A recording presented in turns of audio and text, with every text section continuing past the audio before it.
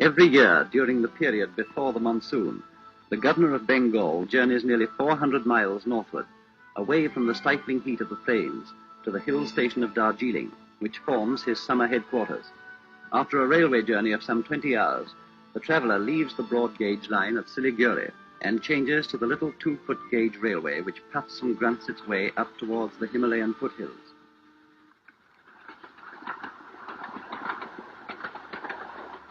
For 51 miles, the train winds its way up through the mountains, closely following the old hill cart road, which once was the only southern approach to Darjeeling.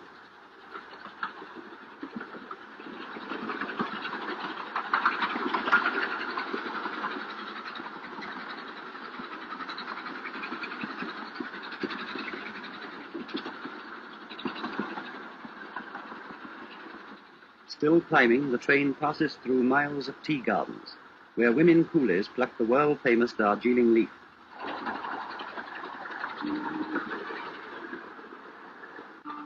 These women are picking the cream of the crop that makes the most expensive grade of tea, the top 3 leaves of the plant known as flowery orange pekoe.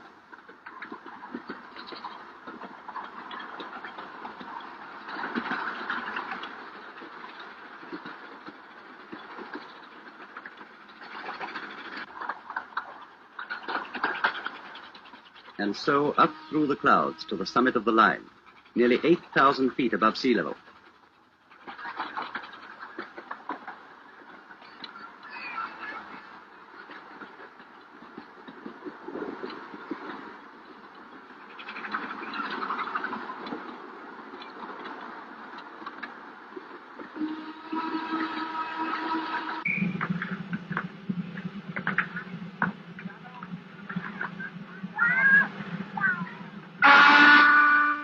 To descend, soon after, through the outskirts of Darjeeling to the terminus.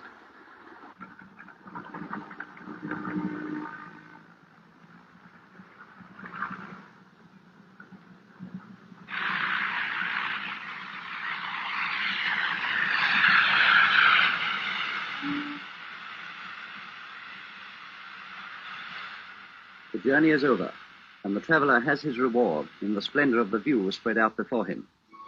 If the day is clear, he can look across Darjeeling to the snows of the Grand Himalayan Range, more than 50 miles away, and see the huge mass of Kanchenjunga, only a few feet lower than Everest herself, rising majestically and towering over all. A few miles out of Darjeeling, and some hundreds of feet higher than the town, is Tiger Hill, another viewpoint which attracts visitors from every corner of the earth.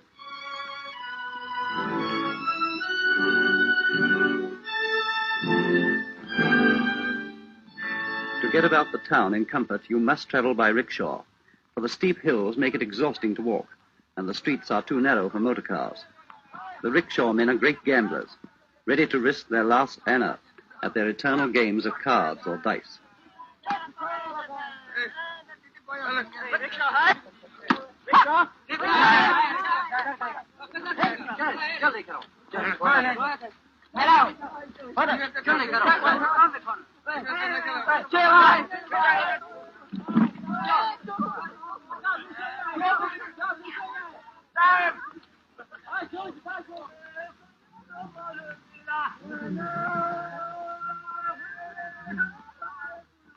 Great bluffers also, hoping by heart-rending grunts and groans to wheedle Bakshi rupees out of their passenger at the journey's end.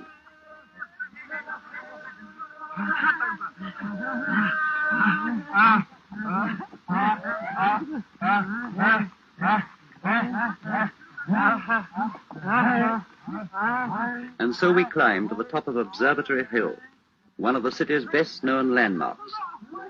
Here is the Buddhist shrine, with its grove of tall Tibetan prayer flags and festoons of paper left there by devout pilgrims. The shrine is tended by a young Buddhist priest, or lama, who gabbles his prayers with all the haste of a starving man saying grace before meat.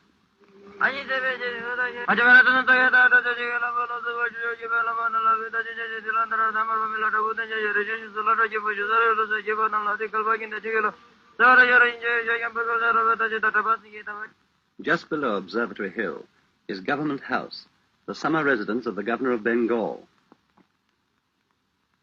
The house itself, standing in beautiful grounds, occupies the finest position in Darjeeling.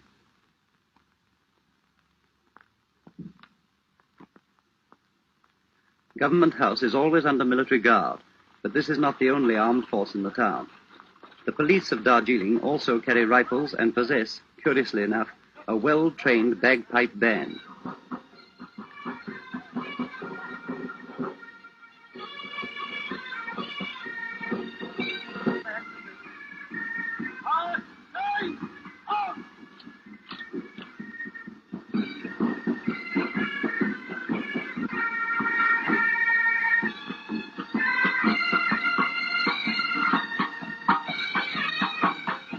Whether or not these bagpipes were imported by a homesick Scot, it is an interesting fact that this formidable instrument is common to nearly all mountain peoples.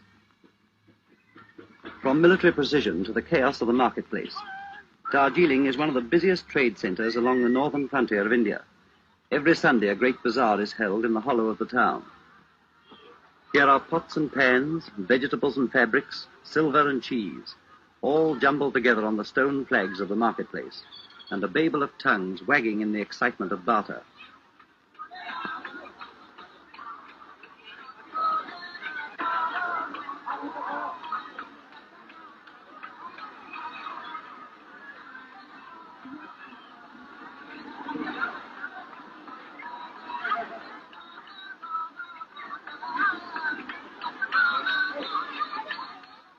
No one does more business than the seller of betel nut.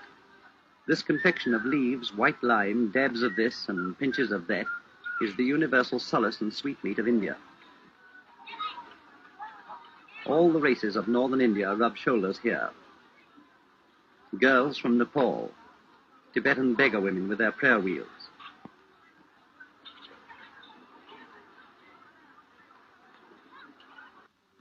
a Bhutanese lover buying a trinket for his lass.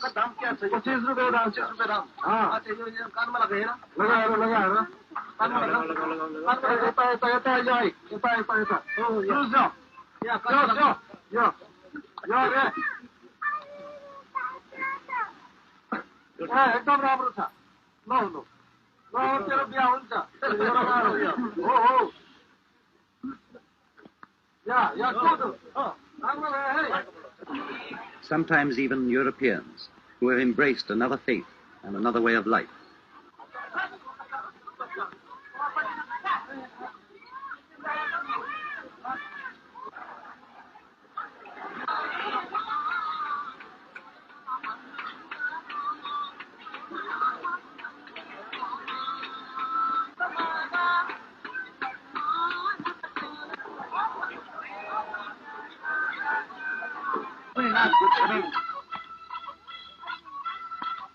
Here is a party of strolling players from Tibet, playing to capacity before an appreciative audience in a corner of the market.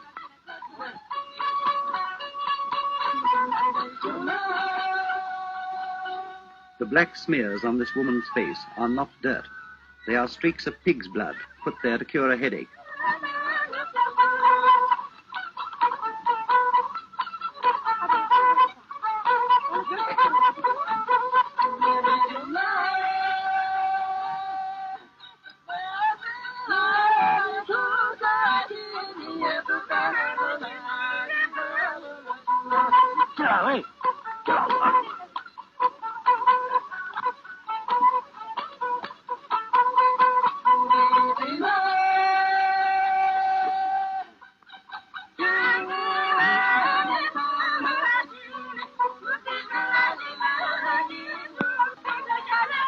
Here in the market is the real spirit of Darjeeling, a city of simple people caught up in the tangle of Western civilization, too busy with their affairs often to raise their eyes to the glory that surrounds them, to the mountains that are the wonder of the world.